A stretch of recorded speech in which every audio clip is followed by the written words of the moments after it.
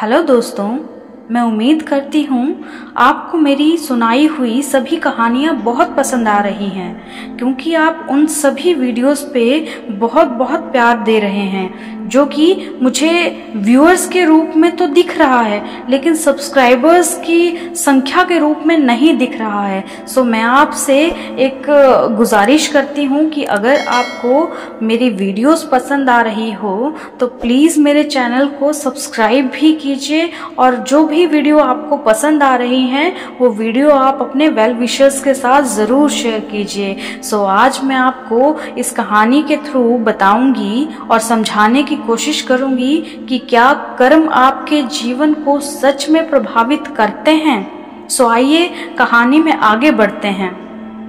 एक बार की बात है, भगवान बुद्ध अपने दोनों शिष्यों के साथ यात्रा पर निकले थे। सुबह से चलते चलते उन्हें दोपहर हो चुकी थी। अब वह थोड़ा थक भी गए थे तो पास में उन्होंने एक पेड़ देखा और बुद्ध महाराज ने सोचा कि क्यों ना इस पेड़ के नीचे बैठकर अपनी थकान दूर कर ली जाए। तो वह तीनों लोग पेड़ के नीचे बैठ गए। तभी बुद्ध को कुछ दूरी पर एक बगीचा दिखा जिसमें बहुत सारे तरबूज उग रहे थे। गौतम बुद्ध ने अपने शिष्य आनंद से कहा, मुझे बहुत प्यास लगी है, उस घर पर जाओ और मालिक से एक तरबूज मांग कर ले आओ ताकि हम अपनी प्यास शांत कर सकें। आज्ञा अनुसार उस घर की तरफ चल पड़ा।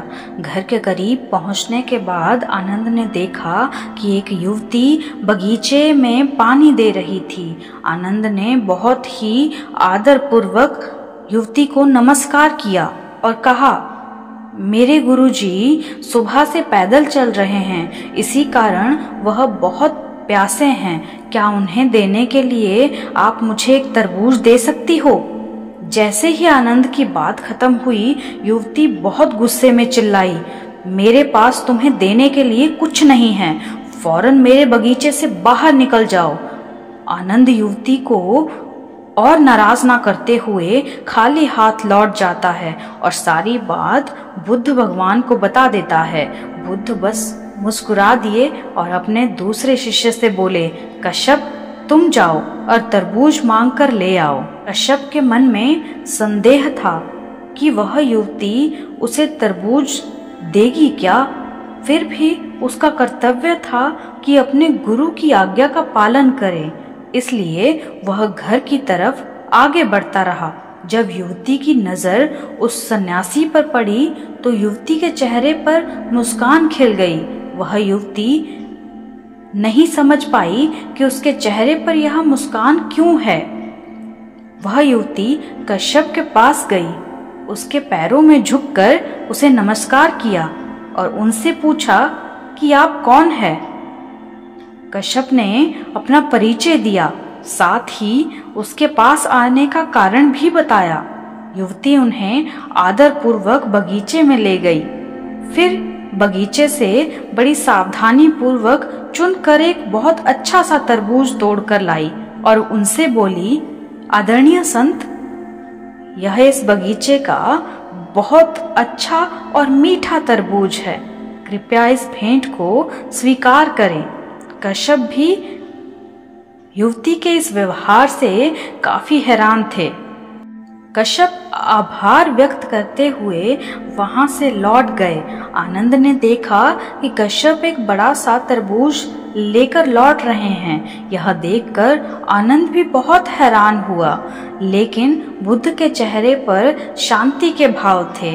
दोनों इससे पहले कि बुद्ध महाराज से कुछ पूछते, बुद्ध महाराज ने कहा, चलो मैं आप सभी को एक कहानी सुनाता हूँ। बहुत पहले दो साधु एक यात्रा पे थे। वह दोनों काफी अच्छे दोस्त भी थे। गर्म दिन और तेज धूप में वह सुबह से चल रहे थे, जिससे वह प्यास और थकान से भर गए थे। तभी अचानक उनकी नजर सड़क के किनारे मरी हुई बिल्ली पर गई। उस बिल्ली के शव को तेज धूप से बदबू आ रही थी।